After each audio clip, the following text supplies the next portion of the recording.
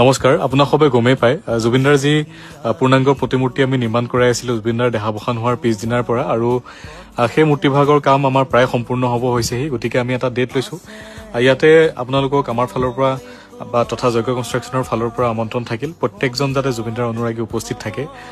কাকিবাসী হোজাইবাসীৰ লগতে গোটেই অসমৰ প্ৰত্যেকজন যাতে জুবিনদাৰ অনুৰাগী ইয়াত এপাক দেখা দি আমাক কৃতজ্ঞ কৰে আৰু তাৰে কামনা কৰিছো। আৰু আপোনালোকেও কমেণ্টত বিভিন্ন ধৰণৰ আমাক পৰামৰ্শ আগবঢ়াইছিল, দিহা আগবঢ়াইছিল আৰু সেইমতে আমি কামখিনি যিমান পাৰো কৰিবলৈ চেষ্টা কৰিছো।